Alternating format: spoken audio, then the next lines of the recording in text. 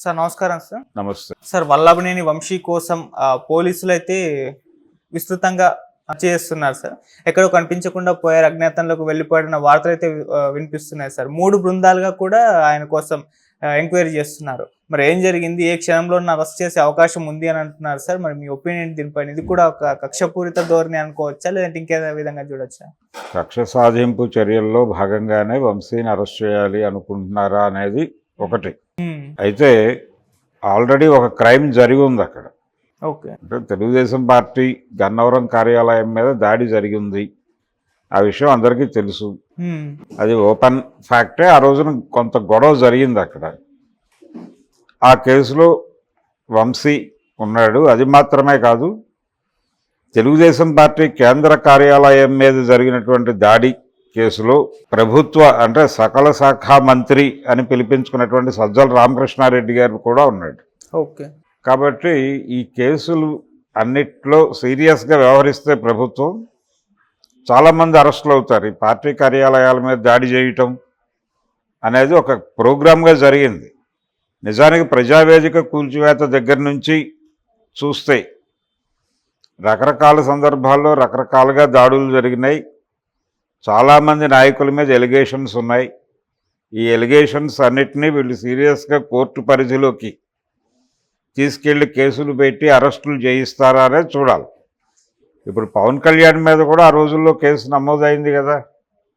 ఆయన వాలంటీర్ల గురించి చేసిన వ్యాఖ్యల నేపథ్యంలో కొన్ని పోలీస్ స్టేషన్లలో కేసు నమోదైంది. నమోదైనప్పుడు దాన్ని క్వాష్ చేయమని ఈయన పిటిషన్ వేసుకున్నాడు.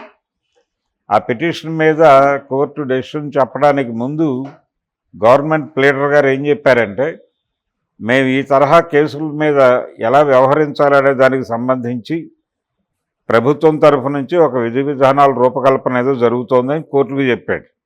4 వారాలు వాయిదా వేశారు దాన్ని, ఆ కేసుని, ఆ క్వాష్ పిటిషన్.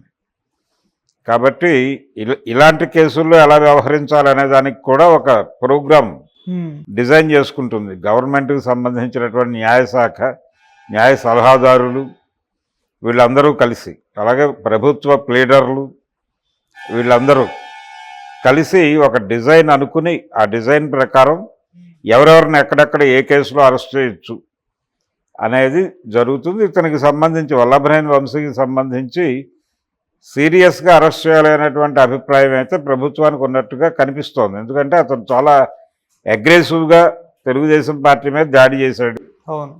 పర్సనల్ దాడుల దాకా వెళ్ళాడు. నిజానికి తెలుగుదేశం పార్టీ అధినాయకుడి సతీమణి వ్యవహారాన్ని వీధికి ఈడ్చింది. ఆ రోజు అసెంబ్లీలో ఆ డిస్కషన్ జరగడానికి కారణభూతుడైంది కూడా వల్లభనేని వంశీనే. అందుకని ఇతని మీద కొంచెం సీరియస్గా యాక్షన్స్ ఉండే అవకాశం ఉంది. ఆ మేరకు ఇతన్ని కార్నర్ చేయటం జరుగుతుంది. ఆ కార్నర్ చేయటంలో భాగంగానే ఇతన్ని ఈ గన్నవరం కేసులో, గన్నవరం తెలుగుదేశం పార్టీ కార్యాలయం మీద జరిగిన దాడి కేసులో అతన్ని 71వ ముద్దాయో 72వ ముద్దాయిగానో చేర్చారు ఆల్రెడీ ఎఫ్ఐఆర్లో. ఛార్జ్షీట్లో కూడా కొనసాగినట్టుంది అది. కాబట్టి ఛార్జ్షీట్లో పేరున్న వాళ్ళు ఖచ్చితంగా వాళ్ళు అంటే సరెండర్ కూడా అవ్వచ్చు. అతని కోసం పోలీసు బృందాలు తిరుగుతున్నాయి అని అర్థమైపోయిన తర్వాత నేరుగా వెళ్ళి కోర్టులో ఆ కేసులో సరెండర్ అవ్వచ్చు. అతను ఎలాగో అతని పేరు ఉంది కాబట్టి లిస్టులో. ఓకే. సరెండర్ అయితే కోర్టు రిమాండ్కి పంపించేస్తుంది. స్ట్రైట్ అవే రిమాండ్కి వెళ్ళిపోతాడు. అక్కడి నుంచి బెయిల్ తీసుకుని బయటకు వచ్చేస్తాడు. ముందస్తు బెయిల్కి అప్లై చేసుకోవచ్చు, యాంటిసిపేటరీకి అప్లై చేసుకోవచ్చు. ఇలాంటి కేసులు జనరల్గా యాంటిసిపేటరీ ఇవ్వడానికి కోర్టు అంతగా సుముఖత వ్యక్తం చేయకపోవచ్చు. కాబట్టి సరెండర్ అయిపోయి బెయిల్ తీసుకొని బయటకు రావచ్చు. అది పెద్ద ఇష్యూ ఏం కాదు. ఆల్రెడీ ఆ ప్రయత్నాల్లో అతను ఉన్నట్టుగా విన్నాను నేను. ఏది జరుగుతుంది అనేది చూడాలంటే వీళ్ళు ముందుగా అరెస్ట్ చేసి తీసుకెళ్లి కోర్టులో ప్రొడ్యూస్ చేస్తారా, అంత వెసులుబాటు అతను ఇస్తాడా, లేదు తనే నేరుగా వెళ్ళి కోర్టులో సరెండర్ అవుతాడా, లేదు హెబియస్ కార్పస్ అడుగుతాడా, ఇంకోటి ఏదన్నా అడుగుతాడా అనేది చూడాలి. అంటే కోర్టుకు వెళ్ళి నన్ను అరెస్ట్ చేయొద్దు అని చెప్పుకోవచ్చు, ముందస్తు బెయిల్, లేదు సరెండర్ అయి బెయిల్, ఏదైనా తీసుకోవచ్చు దీనిలో. కాబట్టి ఆ ప్రయత్నాల్లో అతను ఆల్రెడీ లీగల్ యాక్టివిటీస్లో ముందు ఉండి ఉంటాడు. అలాగే అతని లీగల్ అడ్వైజర్స్తో సంప్రదింపుల్లో ఉండుంటాడు. ఏది ఏమైనా అతనికి పర్సనల్గా వచ్చే ప్రాబ్లం ఏం లేదు దీంట్లో. 4 రోజులు జైల్లో ఉంటాడు. కాకపోతే చంద్రబాబు 50 రోజులు ఉంటే ఇతను కనీసం ఒక 60 రోజులు ఉంటే వాళ్ళకి హ్యాపీ, వాళ్ళు సంతృప్తి చెందుతారు. రెండోది, చంద్రబాబు నాయుడు గారు మీడియా ముందు కన్నీళ్లు పెట్టుకోవడానికి కారణమైనటువంటి ఇష్యూలో కూడా ఇతనే వెనకాల ఉన్నాడు.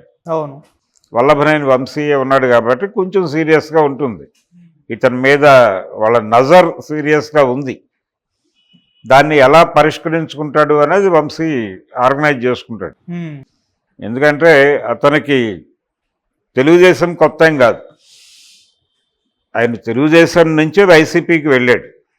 తెలుగుదేశంలో రెబల్ అనే ఉద్దేశంతో కదా ఆయన బయట పంపించింది. కొడాలి నానితో ఉన్నటువంటి రిలేషన్ నుంచి బయట పంపించారు. కొడాలి నాని, వల్లభనేని వంశీ వాళ్ళిద్దరూ సన్నిహితులు. ఇతను పరిటాల రవికి కూడా సన్నిహితుడు. ఓకే, వల్లభనేని వంశీ ఆయన దగ్గర పనిచేశాడు, ఆయనతో పాటు ఉన్నాడు. అక్కడి నుంచి రాజకీయాల్లో యాక్టివ్ అయ్యాడు అతను. ఇతనికి ఒక రకంగా రాజకీయ గురువు అని చెప్పాల్సి వస్తే పరిటాల రవి పేరే చెప్పాలి. ఆ ఇమేజ్ని వాడుకున్నాడు అతను చాలా సందర్భాల్లో. ఇలా వల్లభనేని వంశీకి తెలుగుదేశం కొత్త ఏం కాదు. ఆయన ఏదో పద్ధతిలో బేరం మాట్లాడుకోగలడు కూడా. గతంలో కూడా ఇలా మాట్లాడుకున్న చరిత్ర ఉంది అతనికి. అందుకని అంటే దేవినేని నెహ్రూ మీద ఒకసారి చాలా సీరియస్ కామెంట్స్ చేసి తర్వాత ఆయనతో కలిసి కూర్చుని మాట్లాడుకుని across the table issue solve చేసుకున్న చరిత్ర కూడా ఉంది అతనికి.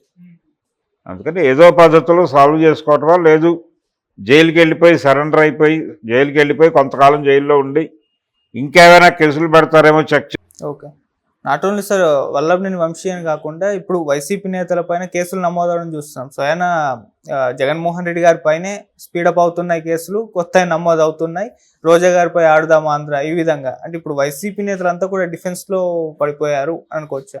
డిఫెన్స్ ఏం కాదండి, ఇది గతంలో వాళ్ళు కేసులు పెట్టారు, ఇప్పుడు వీళ్ళు కేసులు పెడుతున్నారు. చంద్రబాబు అరెస్టు తప్పు కాదు అనుకున్నప్పుడు వీళ్ళ అరెస్టు తప్పని అనుకోవడానికి ఏముంది? ఓకే, జైలుకి వెళ్తారు. ఇదంతా పార్ట్ ఆఫ్ ది గేమ్ అనే ఆలోచనకు వచ్చేసారు అందరూ. కక్ష సాధింపు అనేది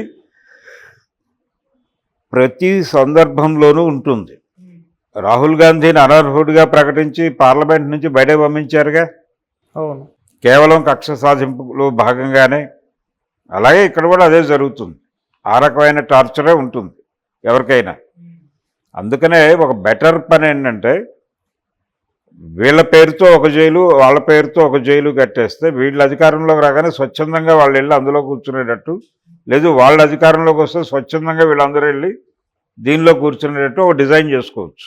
ఓకే, అంటే ఒక్కసారి మంత్రి చేయి గణనాథ, నువ్వు ఓడకుంటే ఒట్టు పెట్టు గణనాథ అని కొసరాజు రాఘవయ్య చౌదరి గారు రాశాడు. అలా ఒక్కసారి మంత్రి చేస్తే చాలు, ఎన్ని కేసులైనా పెట్టుకోవచ్చు అనే పరిస్థితికి తయారైంది. కాబట్టి కేసులు పెడతారా లేకపోతే క్రైమ్ నిరూపిస్తారా కోర్టుకి వెళ్ళి, ఇవన్నీ వేరే గొడవ. కానీ ఒకసారి మంత్రి చేస్తే మాత్రం టార్గెట్ అవ్వటం గ్యారంటీ అనే వాతావరణం ఇప్పుడు కనిపిస్తోంది బలంగా. ఇంతకుముందు కూడా కనిపించింది అది. ఓకే, ఇప్పుడు ఇంకొంచెం క్లియర్గా లైన్ గీసి కనిపిస్తోంది. అందుకని ఈ అరెస్టులు ఇవన్నీ ఇక్కడితో ఆగుతాయి, వీళ్లతోనే ఆగుతాయి అని లేదు. జగన్మోహన్ రెడ్డి ఏంటి, వైఎస్ భారతిరెడ్డి గారి మీద కూడా ముళ్ళు తిరిగే ఛాన్స్ ఉంది. ముళ్ళు తిరగటం అనేది అది అటు నుంచి ఇటు చివరి దాకా తిరుగుతుంది. ఓకే, అందుకని పరిస్థితి కొంచెం సీరియస్గానే ఉంది వైఎస్ఆర్సీపీకి సంబంధించి. ఓకే, ఆ క్యాడర్ టెన్షన్లో ఉంది. రెండోది ఆయన మచిలీపట్నం నుంచి వచ్చిన ఒక స్టేట్మెంట్ పేర్ని నాని గారి నుంచి, అది ప్రతి సందర్భంలోనూ గుర్తొచ్చే స్టేట్మెంట్. అది జగన్మోహన్ రెడ్డి గారి పాలనలో ప్రజలు లాభ పొందారు, కార్యకర్తలు నష్టపోయారు అనేది. ఇప్పుడు జరుగుతోందంతా కార్యకర్తలు నష్టపోవటం ఇదంతా.